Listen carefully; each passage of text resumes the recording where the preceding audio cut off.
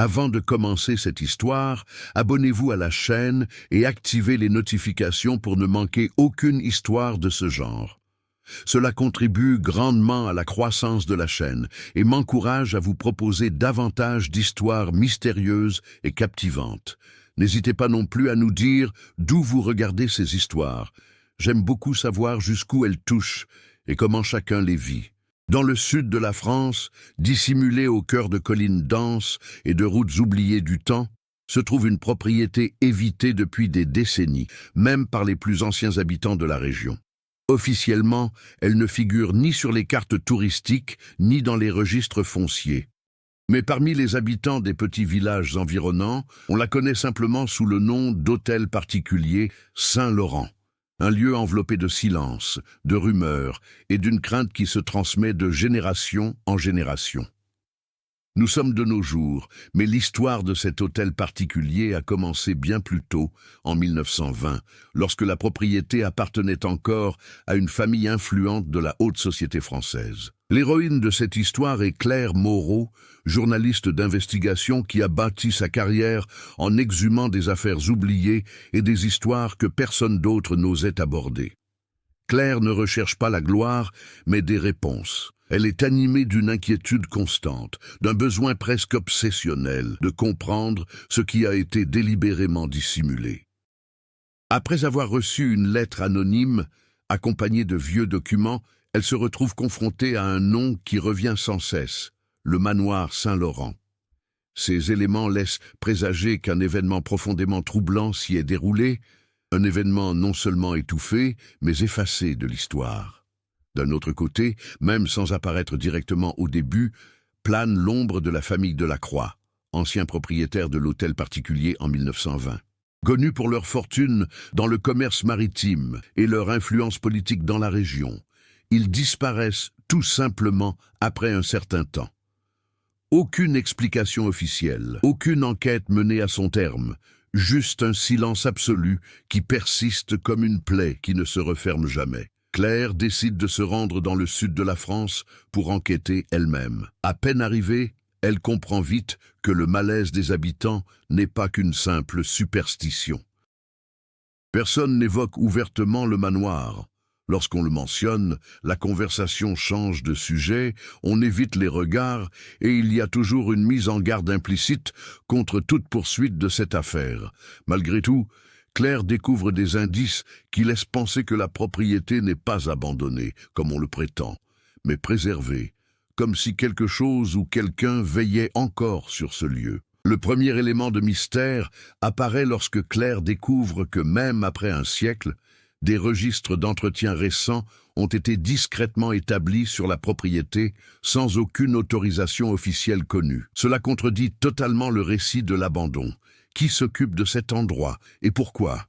La tension monte lorsqu'elle consulte le dernier dossier public disponible sur la famille Delacroix et y découvre une note énigmatique.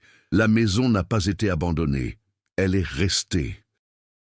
Aucune signature, aucune autre explication. Juste cette phrase, répétée à la main, comme écrite dans un état d'alerte ou de désespoir. Claire pressent qu'il y a anguille sous roche. Il ne s'agit pas simplement d'une famille disparue ou d'un manoir abandonné, mais de quelque chose qu'on a délibérément dissimulé pendant des générations. L'absence de réponse commence à peser lourd sur son moral, comme si la ville elle-même protégeait un secret collectif. Alors que Claire approche de la propriété où se trouve le manoir, elle remarque un autre détail inquiétant. Les animaux évitent complètement les alentours. Les sentiers naturels disparaissent avant d'atteindre le terrain et même le vent semble changer de comportement à l'approche des limites de la propriété.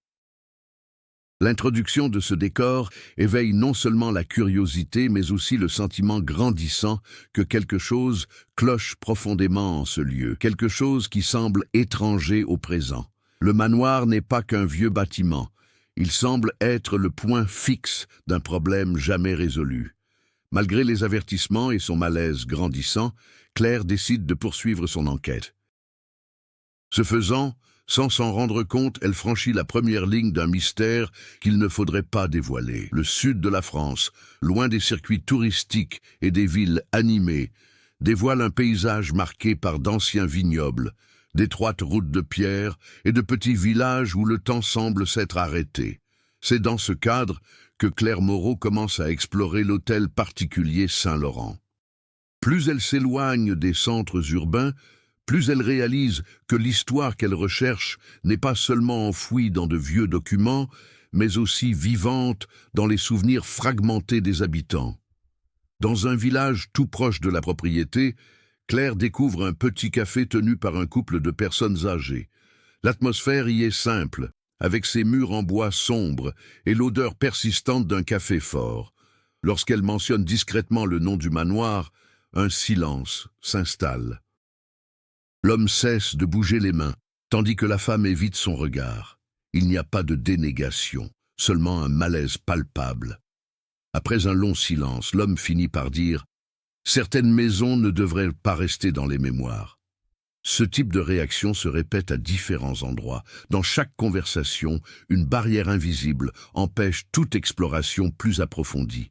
Pourtant, des bribes de souvenirs parviennent à s'échapper. Claire découvre qu'au fil des décennies, ceux qui ont tenté de s'approcher trop près du manoir ont rapporté d'étranges expériences. Disparition temporaire, perte de mémoire partielle ou tout simplement l'abandon soudain de l'enquête sans explication logique. Entre-temps, l'hôtel particulier Saint-Laurent prend forme dans l'esprit de Claire, non seulement comme un lieu physique, mais comme une entité enveloppée de mystère.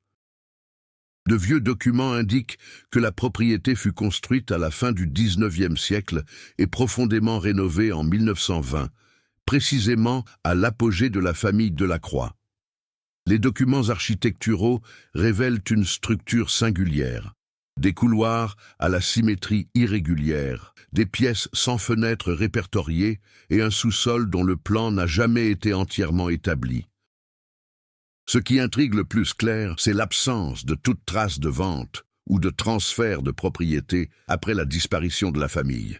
Juridiquement, le manoir aurait dû être rattaché au domaine public ou vendu aux enchères, mais rien de tout cela ne s'est produit. Il a tout simplement disparu des registres officiels, comme s'il avait été effacé du système. Durant son séjour dans la région, Claire commence également à remarquer des comportements étranges autour d'elle. Une voiture sombre reste garée au loin à différents moments de la journée. Les personnes qu'elle ne reconnaît pas semblent l'observer longuement dans les ruelles étroites du village. Il n'y a pas de menace directe, juste cette impression constante d'être suivie. Parmi les rares personnes qui acceptent de parler, un archiviste retraité de la région apporte un éclairage important. Il mentionne qu'avant la disparition de la famille Delacroix, des travaux de rénovation intérieure avaient été entrepris dans l'hôtel particulier, financés par une organisation privée non identifiée. D'après lui, les paiements se sont faits en espèces, et les ouvriers qui y ont participé ne sont jamais revenus témoigner de ce qu'ils avaient vu à l'intérieur de la propriété. L'archiviste révèle également un fait troublant. En 1920, pendant 3 semaines, aucun son n'a été enregistré en provenance du manoir. Aucune activité, aucun mouvement, un silence absolu. Après cela, la famille a tout simplement disparu. Ces informations commencent à modifier la perception de Claire.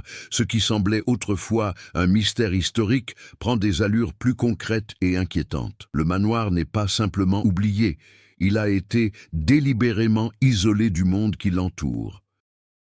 Au terme de cette immersion totale, Claire ne se contente plus d'enquêter sur une vieille affaire. Elle a l'impression d'être peu à peu absorbée par elle. Chaque nouvel élément d'information ne résout pas le mystère, mais l'épaissit, comme si l'histoire elle-même refusait d'être entièrement dévoilée. Plus elle se rapproche de la vérité, plus il devient évident que le manoir Saint-Laurent n'a pas été abandonné par le temps. Il a été maintenu silencieux par quelque chose ou quelqu'un qui a encore intérêt à préserver ce qui s'y est passé. La décision de Claire de se rendre physiquement au manoir Saint-Laurent n'est pas impulsive, mais la conséquence inévitable des indices qu'elle a déjà recueillis. Chaque nouvelle information non seulement renforce le mystère, mais crée une pression croissante, comme si l'histoire elle-même la poussait vers la propriété. Le matin où elle se met enfin en route, Le ciel est couvert de nuages bas et la route menant à la partie la plus isolée de la vallée semble plus étroite que sur les cartes. En avançant, Claire perçoit de subtils changements dans son environnement. Le signal de son téléphone portable disparaît complètement quelques kilomètres avant le point indiqué comme le dernier accès public au domaine. Le silence s'épaissit, seulement troublé par le bruit de la voiture sur la route accidentée. Pas d'oiseaux, pas de vent constant, juste un calme qui semble anormal. Lorsqu'elle s'arrête enfin au bout du chemin de terre, la demeure Saint-Laurent se dévoile pour la première fois, partiellement dissimulée parmi des arbres centenaires et une végétation patinée par le temps. L'édifice est plus imposant que ne le laissaient supposer les archives. Même de loin, sa façon de s'imposer au paysage paraît étrange, comme si l'architecture n'appartenait pas au lieu, mais y avait été placée de force. Claire poursuit sa route à pied. À chaque pas, son malaise s'accentue, l'air semble plus lourd, et la lumière du jour décline à mesure qu'elle approche des grilles de fer rouillées. Ce qui ne devrait être qu'un bâtiment abandonné lui donne l'impression d'être observé. Le portail n'est pas complètement fermé. Des traces d'entretien récents sont visibles, ce qui contredit tous les témoignages locaux. Le métal, malgré la rouille, n'est pas cassé. Cela laisse supposer un passage fréquent, ou du moins récent. Claire pousse lentement, et le bruit du fer résonne longuement, comme si l'environnement amplifiait le moindre son. À l'intérieur de la propriété, le jardin est en partie envahi par la végétation sauvage, mais on distingue encore des signes d'entretien à certains endroits. Les allées latérales ont été dégagées, comme si quelqu'un les empruntait encore. Ce détail change complètement la donne. Ce n'est pas un lieu abandonné, c'est un lieu entretenu. Alors que Claire s'approche de l'entrée principale du manoir, elle découvre un autre élément troublant, des empreintes de pas récentes dans le sol humide, certaines menant vers l'intérieur, d'autres vers les bois. Cela indique des déplacements humains récents, peut-être à intervalles irréguliers, sans schéma prévisible, la porte principale est entr'ouverte. Avant d'entrer, Claire hésite quelques secondes.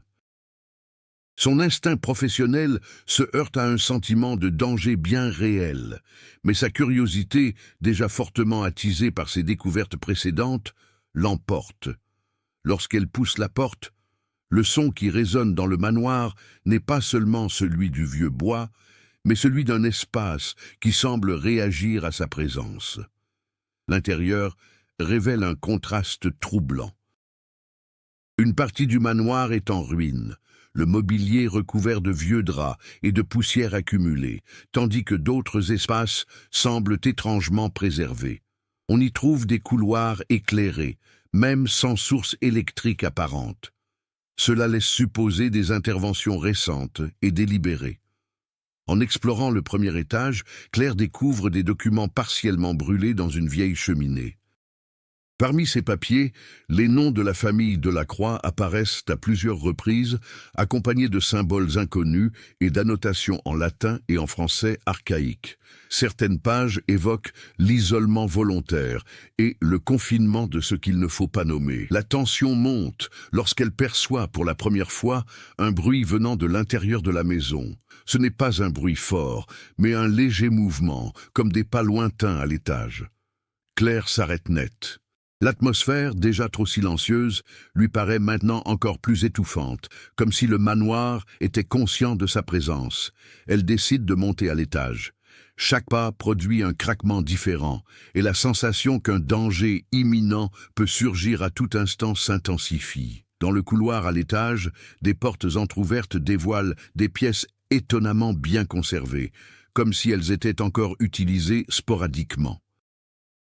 Dans l'une d'elles, une table présente des papiers récemment rangés, impeccablement propres, à côté d'une bougie encore partiellement consumée. C'est à ce moment précis que Claire réalise qu'elle n'est pas seule.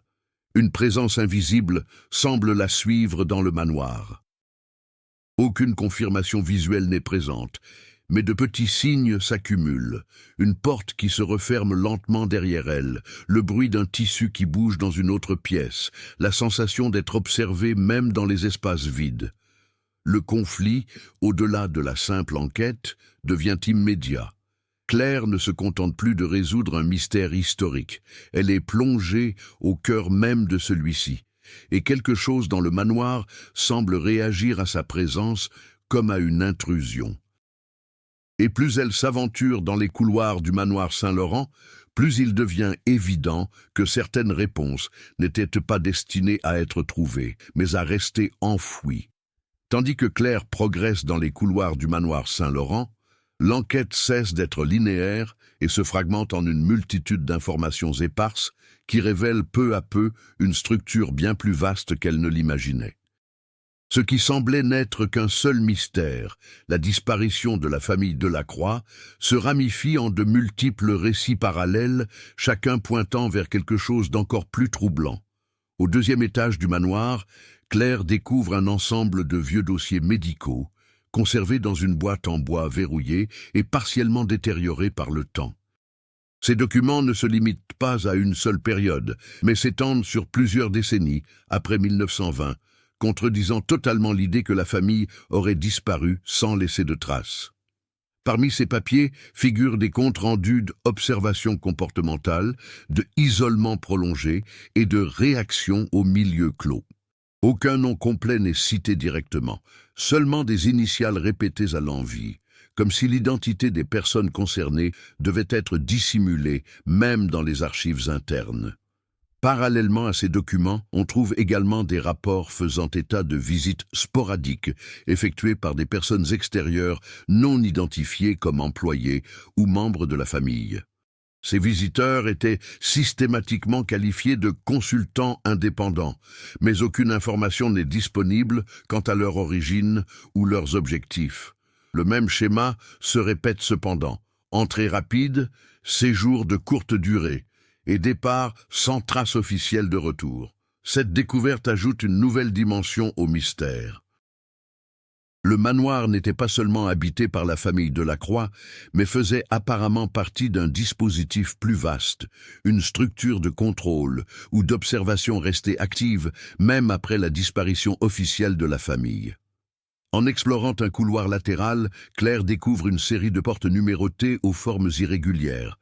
Certaines sont condamnées par des plaques de bois récemment posées, d'autres simplement fermées sans serrure.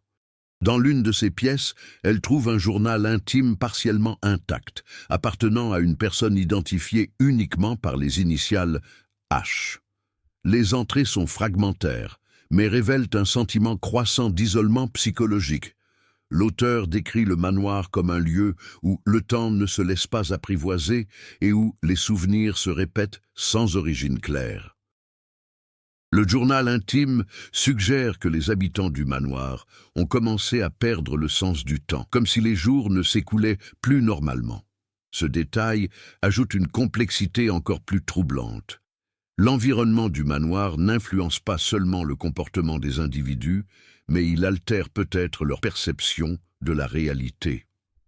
Parallèlement, Claire commence à percevoir de subtils changements dans son expérience au sein du manoir. De petites distorsions temporelles se produisent. Elle se souvient avoir traversé un couloir, mais se retrouve au même endroit quelques minutes plus tard, sans comprendre précisément comment elle est revenue à son point de départ. Cette sensation n'est pas immédiate, mais cumulative, comme si l'espace modifiait sa trajectoire à son insu. Un autre élément important apparaît lorsque Claire découvre une pièce qui ne figurait sur aucun plan architectural. La pièce est propre, rangée et manifestement entretenue récemment. Au centre, une table est entourée de vieilles photographies, montrant différentes parties du manoir à différentes époques. Sur plusieurs d'entre elles, des silhouettes humaines apparaissent partiellement floues ou effacées, comme si l'image elle-même avait eu du mal à saisir leur présence. Parmi les photos, l'une attire immédiatement le regard, une image du manoir lui-même, mais avec une aile entière qui n'existe plus dans la structure actuelle. Cela laisse supposer que l'architecture de la maison n'est pas figée, mais qu'elle a pu être modifiée au fil du temps de manière qui n'ont pas été officiellement consignées. Tout en essayant d'assimiler toutes ces informations, Claire entend de nouveau des pas, cette fois plus proches. Ils ne viennent pas de l'étage, mais du même niveau qu'elle. Le sentiment qu'une autre présence se trouve dans le manoir cesse d'être une simple impression et devient une possibilité bien réelle. Elle comprend qu'elle n'enquête pas seulement sur les multiples facettes d'une vieille affaire. Elle pénètre dans un système complexe où chaque intrigue secondaire, les dossiers médicaux, les journaux intimes fragmentés, les modifications architecturales et les ellipses temporelles semblent interconnectées par un élément encore non dévoilé. Et plus Claire tente de relier ces éléments, plus il devient évident que le manoir Saint-Laurent n'est pas seulement le décor d'événements passés, mais un espace qui demeure actif, réorganisant ses propres histoires au fur et à mesure qu'elle avance. L'atmosphère à l'intérieur du manoir Saint-Laurent semblait avoir changé. Claire n'avait pas réalisé exactement quand cela s'était produit, mais le sentiment était clair. L'espace n'était plus le même depuis qu'elle avait découvert la pièce aux photographies. Les couloirs, autrefois simplement anciens et silencieux, semblaient désormais déplacés, comme si le manoir avait bouleversé son propre agencement durant son séjour. Le bruit de pas se fit de nouveau entendre, plus distinct, plus proche. Cette fois, il n'y avait aucun doute. Ce n'était pas un simple écho. Quelqu'un était avec elle à l'intérieur du manoir. Claire descendit lentement le couloir latéral, longeant les murs. Chaque porte qu'elle franchissait semblait se souvenir de son passage, par de légers grincements, comme si le décor réagissait à ses mouvements. C'est alors qu'elle remarqua quelque chose d'impossible à ignorer, une porte devant laquelle elle était certaine d'être déjà passée, et qui était maintenant ouverte. Ce qui se trouvait à l'intérieur n'était pas une pièce. C'était un bureau moderne, complètement incompatible avec le reste du manoir. Une douce lumière électrique émanait d'une lampe allumée sans que l'on voie le moindre fil électrique. Un ordinateur éteint reposait sur le bureau, à côté de documents récents imprimés sur du papier propre.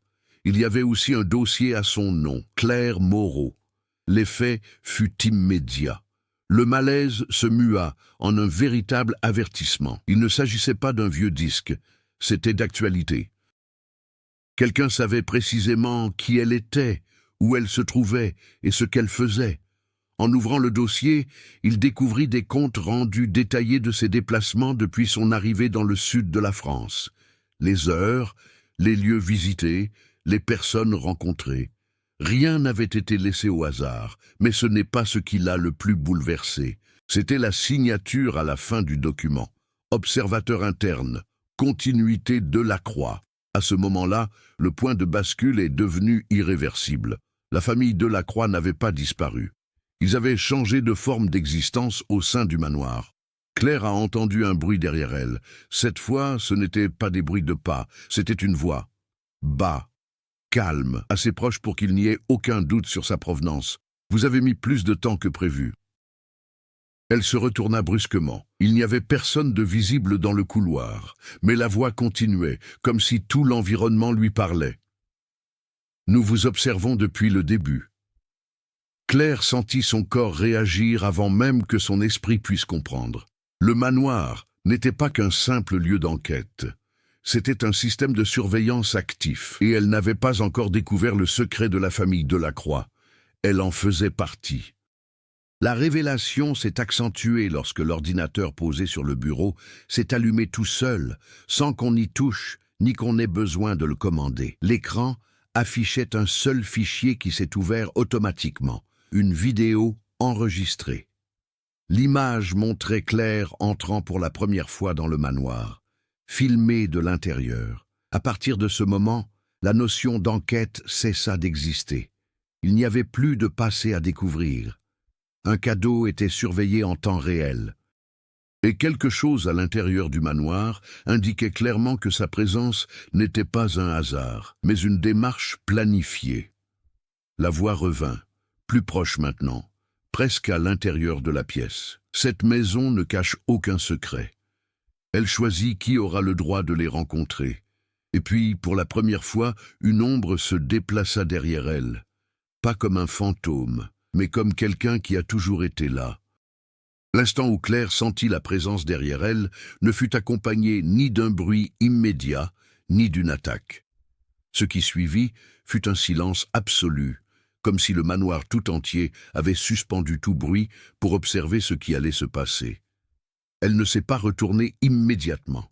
Son corps restait en alerte, mais son esprit s'efforçait de comprendre ce qui se passait. La vidéo était toujours ouverte sur l'ordinateur, figée sur l'image d'elle entrant dans le manoir. Ce n'était plus un simple enregistrement de surveillance, c'était la confirmation que chaque étape avait été anticipée, répertoriée et archivée. Lorsqu'il se retourna enfin, il n'y avait aucune silhouette distincte dans le couloir. Il n'y avait qu'une seule présence. Il n'était pas visible comme une personne ordinaire. Il était plus difficile à définir, comme si l'espace avait une densité différente, une légère distorsion de la lumière, un contour qui suggérait une forme sans jamais la révéler pleinement. Et pourtant, Claire savait qu'elle était observée directement. La voix revint, mais elle semblait maintenant provenir de plusieurs points à la fois. La réaction est toujours la même au début. Claire recula d'un pas, mais le couloir derrière elle sembla avoir légèrement bougé. La porte du bureau n'était plus à sa place. Une fois de plus, l'agencement du manoir était déroutant. Les conséquences de la révélation précédente se firent sentir immédiatement. Il ne s'agissait pas seulement de l'existence, sous une forme ou une autre, des Delacroix. Le manoir fonctionnait comme un système vivant d'enregistrement et de sélection, et Claire n'était pas une simple visiteuse, elle en était un élément à part entière. La présence s'est poursuivie. Vous n'êtes pas venu ici pour le découvrir. Vous êtes venu parce que vous avez été appelé. Cette phrase produisit un effet différent des précédentes. Ce n'était ni une simple menace, ni une observation. C'était l'affirmation d'une chose déjà décidée avant même son arrivée. Soudain, l'ordinateur afficha de nouvelles images. Non seulement d'elle, mais aussi d'autres personnes, des dizaines, peut-être des centaines, au fil du temps. Certaines images montraient des gens entrant dans le manoir. D'autres ne montraient que des couloirs vides. Et sur certaines, les visages étaient complètement effacés, comme s'ils n'avaient jamais été correctement enregistrés. Claire commença à comprendre le schéma. Le manoir ne se contentait pas d'observer. Il filtrait ce qui restait enregistré, et tout ce qui n'était pas accepté cessait tout simplement d'exister au sein de son système. Un bruit métallique résonna dans le couloir, comme si des verrous internes s'activaient en séquence. Les portes qui étaient ouvertes commencèrent à se refermer lentement, l'une après l'autre, sans intervention visible.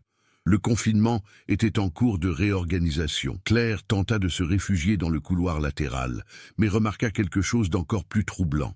Ses souvenirs récents commençaient à s'estomper. Non pas brutalement, mais comme si des fragments de ce qu'elle avait vécu à l'intérieur du manoir s'effaçaient ou se remplaçaient doucement. Elle se souvenait d'avoir vu le bureau moderne, mais elle ne se rappelait plus très bien de son agencement. Je me souvenais de la voix, mais je ne pouvais plus reproduire ses paroles avec une précision absolue. Le manoir ne se contentait pas de réagir au présent. Il modifiait la continuité de sa perception. La présence parla de nouveau, plus proche cette fois, bien que toujours invisible. Rester nécessite une adaptation. Et puis, pour la première fois, quelque chose de physique s'est produit. La température de la pièce baissa sensiblement. L'air semblait plus lourd, plus lent. Claire avait l'impression que chaque respiration lui demandait plus d'effort que la précédente. Dans le couloir, une des portes s'ouvrit lentement d'elle-même. Cette fois, il n'y avait aucun doute. C'était une invitation, ou une instruction. En regardant à l'intérieur, Claire découvrit une pièce plongée dans l'obscurité, à l'exception d'une faible lumière au centre. Sur une table se trouvaient des documents neufs, préparés spécialement pour elle, comme si quelqu'un savait précisément quand elle arriverait. Une conclusion évidente commença à se dessiner dans son esprit. Le manoir ne cachait pas le passé. Elle réarrangeait le cadeau pour y incorporer de nouveaux éléments, et Claire faisait désormais partie de cette réorganisation. La présence derrière elle disparut sans un bruit, mais le sentiment d'être guidée persistait, et l'étape suivante ne semblait plus être un choix. Claire resta immobile quelques secondes devant la pièce illuminée au centre du couloir. Le silence ne lui semblait plus une absence de son, mais plutôt une forme de pression constante. Le manoir n'exigeait pas de réponse immédiate. Il imposait un rythme, comme s'il connaissait déjà la décision avant même qu'elle ne soit prise.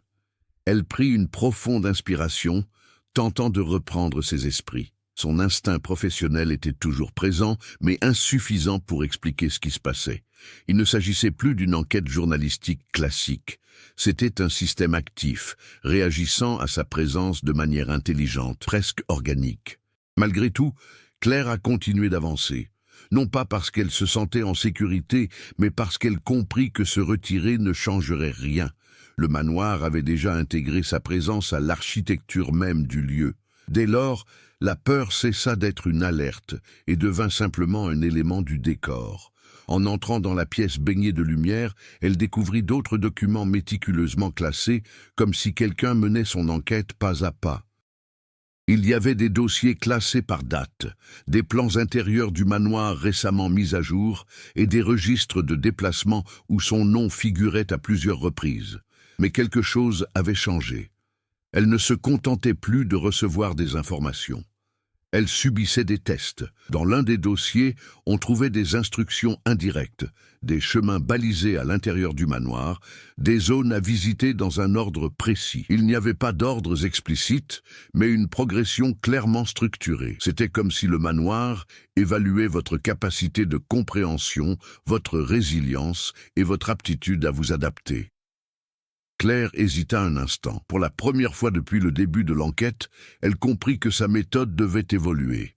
Une approche purement procédurale ne suffisait plus. Il fallait observer autrement, interpréter les tendances au lieu de se contenter de chercher des réponses directes. Elle commença à remarquer de petits détails qu'elle avait auparavant ignorés. La répétition de certains symboles sur les murs, la façon dont les couloirs semblaient se réorganiser en fonction de la direction choisie, et même le sentiment que certains espaces acceptaient sa présence plus que d'autres. Au lieu de simplement réagir à l'environnement, Claire a commencé à tester l'environnement. Elle choisit l'un des chemins implicitement indiqués dans les documents et le suivit en silence. Dans chaque nouvelle pièce, elle commença à observer non seulement ce qui était présent, mais aussi ce qui avait changé depuis sa dernière visite. De petites différences commencèrent à apparaître, des meubles légèrement déplacés, des portes auparavant fermées désormais entr'ouvertes, des lumières qui variaient sans explication apparente. Ces changements n'étaient pas aléatoires. Et peu à peu, Claire commença à comprendre quelque chose de fondamental. Le manoir réagissait à son comportement. Ce n'était pas simplement un lieu de confinement ou d'observation. C'était un système dynamique qui s'adaptait au niveau de perception de quiconque se trouvait à l'intérieur. Cette prise de conscience a engendré un changement intérieur. La peur n'a pas disparu, mais elle a cessé d'être paralysante. Elle a commencé à coexister avec une analyse plus détachée. Claire n'était plus une simple visiteuse piégée dans un lieu étrange. Elle commençait à interagir avec la logique interne de cet environnement. À un moment donné, alors qu'elle parcourait un couloir qui semblait identique à un autre qu'elle avait déjà vu, elle remarqua une différence, une légère altération dans la symétrie des portes. Cela lui suffit pour comprendre qu'elle ne suivait pas le même chemin. Elle avançait dans une structure qui se réorganisait en temps réel. Cette prise de conscience a marqué un tournant important dans son comportement. Au lieu de chercher à fuir immédiatement, Claire a commencé à analyser les schémas de fonctionnement. Au lieu de résister à son environnement, elle a entrepris de l'étudier comme un système vivant. Cette adaptation n'est pas passée inaperçue. Dans une des pièces voisines, il trouva un mot laissé sur une feuille de papier volante posée sur une table. Ceux qui survivent ne sont pas ceux qui fuient, ce sont ceux qui apprennent à être acceptés. Il n'y avait pas de signature. Mais le message était clair. Le manoir n'essayait pas de l'expulser. J'évaluais si elle pouvait rester. Et, pour la première fois depuis son entrée dans ce lieu, Claire comprit que sa transformation n'était pas facultative. Pour continuer, elle devrait cesser d'être simplement une enquêtrice et commencer à s'intégrer au fonctionnement de ce système.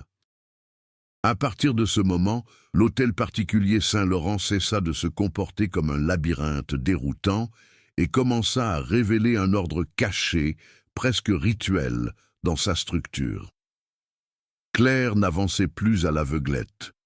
Chaque choix concernant son itinéraire semblait susciter une réaction immédiate de l'environnement, comme si la maison réduisait les possibilités restantes et la menait vers une conclusion inéluctable. Les documents découverts précédemment commencèrent à prendre tout leur sens. Les notes, les symboles répétés et les cartes incomplètes n'étaient pas des fragments aléatoires. Il s'agissait d'instructions diffusées au fil du temps. Le manoir ne se contentait pas de préserver des informations, il en organisait également l'accès dans le cadre d'un processus de sélection continue. Tandis que Claire progressait dans l'un des plus vieux couloirs, elle comprit que les intrigues secondaires qu'elle avait rencontrées jusqu'alors commençaient à converger. Les dossiers médicaux, les journaux intimes fragmentés, les photographies impossibles et les récits de distorsions temporelles n'étaient pas des histoires parallèles. Il s'agissait de différentes strates d'un même mécanisme. L'entreprise éliminait les doublons. Des pièces autrefois ouvertes semblaient désormais scellées. Les couloirs menant à des chemins alternatifs disparaissaient peu à peu, comme si la structure dégageait les voies devenues inutiles. L'environnement paraissait se préparer à un événement final, réduisant sa propre complexité. Claire réalisa également que la présence qu'il observait depuis le début était devenue moins diffuse. Ce n'était plus seulement une sensation ou une voix fragmentée dans l'espace. Désormais, elle ressentait par moments une direction précise, comme si quelque chose guidait ses pas sans contact physique. Dans l'une des dernières pièces accessibles avant le cœur du manoir, elle découvrit une série de dossiers classés avec une précision chirurgicale. Il ne s'agissait pas de vieux documents. Ils étaient récents, à jour, et contenaient une analyse détaillée de son comportement au sein du manoir depuis son arrivée. Chaque décision a été consignée. Chaque écart par rapport à l'itinéraire prévu a été consigné. Et chaque adaptation à l'environnement était évaluée. À la fin de ces enregistrements, une phrase se répétait sous différentes formes, comme si elle faisait partie d'un protocole. La préparation est achevée lorsque l'individu cesse de résister à la structure. Ce fut le tournant. Le manoir ne se contentait plus de tester sa présence. Il vérifiait si elle pouvait franchir le seuil de ce qui allait suivre. Claire comprit que toutes les intrigues secondaires qu'elle avait rencontrées, les disparitions, les archives des années 1920, les modifications architecturales, les ellipses temporelles, se résolvaient progressivement. Aucun nouveau mystère n'émergeait. Tout convergeait vers un seul axe central. Et cet axe se trouvait juste devant nous. Le dernier couloir était différent des autres. Pas de porte latérale, pas de détour. Juste un chemin droit, éclairé d'une lumière constante qui semblait artificielle.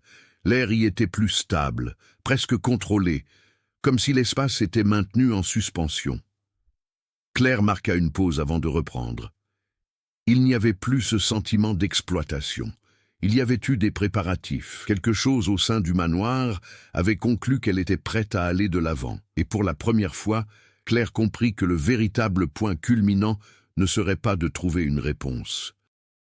Ce serait franchir la limite entre observer la structure et être absorbé par elle. Elle fit son premier pas vers le dernier couloir.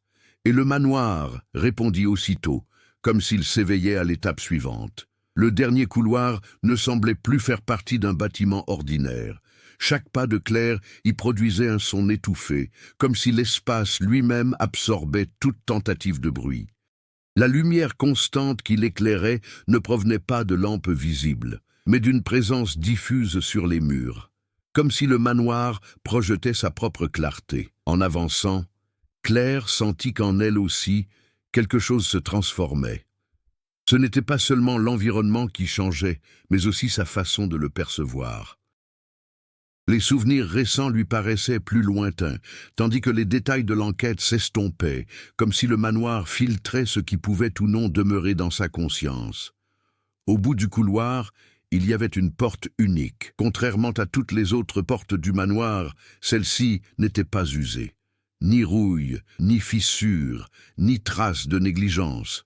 C'était une porte parfaitement conservée, comme si elle avait été préservée du temps. Alors que Claire s'approchait, la porte s'ouvrit d'elle-même. L'espace qui s'étendait au-delà d'elle n'était pas une pièce ordinaire. C'était un vaste hall circulaire aux murs recouverts de panneaux sombres qui reflétaient subtilement des images en mouvement. Ce n'étaient pas des miroirs, c'étaient des disques vivants. Claire revoyait des scènes d'elle-même dès son entrée dans le manoir, non pas de simples images fixes, mais des reconstitutions complètes de ses mouvements, de ses poses, de ses hésitations. Le hall tout entier fonctionnait comme une mémoire externe du bâtiment lui-même. Au centre, il y avait une longue table, et autour des personnages assis, pas entièrement humains, pas totalement irréalistes. Il s'agissait de formes ressemblant à des personnes, mais aux traits incohérents, comme si elles étaient mises à jour, en temps réel, par le manoir lui-même. Parmi elles, une silhouette se distinguait, non pas par son apparence, mais par sa familiarité. La voix que Claire avait entendue plus tôt avait maintenant pris forme. « Vous avez atteint le cœur de la continuité. » La silhouette ne se tenait pas debout. Elle n'en avait pas besoin. La pièce semblait lui répondre. Claire s'efforçait de garder son sang-froid, malgré la pression croissante de son environnement. Ce qu'elle ressentait était inédit. Il ne s'agissait plus seulement d'observation ou de manipulation, mais d'intégration. Le chiffre se poursuivait. La famille Delacroix n'a pas disparu. Elle a été absorbée. Sur un des murs était accrochée une série de vieilles photographies datant de 1920. Claire y vit l'instant où les premiers membres de la famille entrèrent dans la demeure. Puis, elle perçut ce qui ne figurait dans aucun document historique, une transformation progressive, non pas physique au sens traditionnel du terme, mais structurelle. Personne ne mourut, ni ne s'enfuit. La vie s'organisa différemment, au sein même de la maison. La révélation s'est imposée avec une clarté brutale. Le manoir n'était pas un lieu construit pour être habité. C'était un mécanisme de préservation de la conscience, une structure qui transformait les individus en partie intégrante de sa propre continuité. Et chaque personne qui entrait n'était pas seulement observée. Elle était intégrée au système comme une donnée fonctionnelle. Claire recula instinctivement d'un pas, mais la pièce réagit. Les murs s'ajustèrent légèrement, comme si l'espace corrigeait sa position en son sein. La silhouette centrale finit par bouger en inclinant la tête. Vous avez été sélectionné parce que votre perception était suffisamment stable pour comprendre sans s'effondrer. Claire sentit le poids de la révélation se faire tangible. Il ne s'agissait pas seulement de vieux secrets ou de disparitions. Il s'agissait d'elle, choisie comme prochaine étape de la construction. Les images sur les murs commencèrent à s'accélérer. Elle montrait désormais non seulement son enquête, mais aussi des versions futures, possibles d'elle-même, à l'intérieur du manoir. Parcourant les couloirs, revisitant les pièces, répétant des schémas avec de légères variations, comme si elle était lentement absorbée par le cycle du lieu. Le manoir n'essayait pas de la tuer, j'essayais de l'intégrer. Et à ce moment précis, Claire comprit la pièce finale du puzzle. Tous ceux qui avaient enquêté avant elle n'avaient pas échoué. Ils avaient été intégrés au système qui la surveillait désormais. La voix finale résonna dans toute la salle. Le choix n'a jamais été entre entrer ou sortir. Cela allait devenir permanent. Les lumières du hall commencèrent à s'intensifier. Et pour la première fois, Claire comprit que le véritable dénouement ne dépendait pas de sa capacité à s'échapper du manoir. Tout dépendait de si elle résisterait à la transformation, ou si elle laisserait sa conscience s'intégrer au cycle qui avait maintenu en vie le manoir Saint-Laurent depuis 1920. L'espace tout entier semblait attendre sa réponse. Le silence qui suivit la dernière phrase n'était pas vide. Il était total. L'hôtel particulier Saint-Laurent semblait attendre non seulement une réponse verbale, mais une décision intérieure, quelque chose qui ne pouvait s'exprimer par de simples mots. Le hall central restait illuminé, et les personnes rassemblées autour de la table observaient Claire sans hâte, comme si le temps n'avait plus d'importance. Claire ressentit le poids de ce choix, presque physiquement. Il n'y avait plus aucun doute sur la nature du lieu. Le manoir n'était ni un secret architectural, ni une énigme historique. C'était un système clos, conçu pour préserver la conscience, réorganiser les souvenirs et maintenir une continuité qui ignorait totalement les notions de vie et de mort telles qu'elles les connaissaient. Les images sur les murs continuaient de bouger, révélant différentes versions d'elles-mêmes. Dans certaines, elles battaient en retraite, tentant de quitter le manoir, pour s'apercevoir que le couloir de sortie avait disparu. Dans d'autres, elle restait là, immobile, observant, jusqu'à ce que son image se fonde dans le décor. Et il y avait aussi une troisième variante, la plus troublante, où elle cessait tout simplement d'être distincte de la structure, comme si elle avait toujours fait partie intégrante de ce lieu. La figure centrale reprit la parole, cette fois avec un calme presque définitif. Toute conscience qui comprend le système cesse d'être extérieure à celui-ci. Claire ferma les yeux un instant. Il était impossible de nier plus longtemps la logique de tout cela. Chaque disparition, chaque disque rayé, chaque récit ancien n'était pas une erreur historique. Tout cela faisait partie intégrante du fonctionnement du manoir. La famille Delacroix n'avait pas été victime d'un événement isolé. Elle avait été la première à franchir la ligne rouge et à s'y installer définitivement. Ce que Claire a découvert au cours de son enquête n'était pas seulement un secret enfoui en 1920. Il s'agissait d'un processus actif qui était toujours en cours. Lorsqu'elle rouvrit les yeux, elle remarqua quelque chose de subtilement différent dans la pièce. Les contours de celle-ci ne semblaient plus aussi fixes.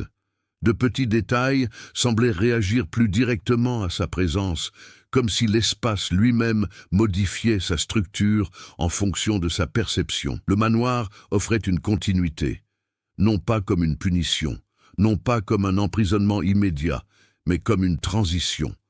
Les personnes autour de la table ne se rapprochèrent pas. Elles n'en avaient pas besoin. La configuration même des lieux semblait suffisante pour encadrer toute décision. Claire repensa à sa vie d'avant son arrivée, aux enquêtes, aux villes, aux histoires qu'elle avait menées pour tenter de comprendre ce qui avait été oublié. Tout cela lui semblait désormais lointain, comme appartenant à une dimension de la réalité devenue inaccessible.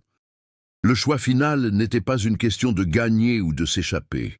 Il s'agissait de permanence. Et puis lentement, presque imperceptiblement, Claire comprit la véritable nature de la conclusion. Le manoir ne contenait pas d'histoire. Il les absorbait et les portait en lui.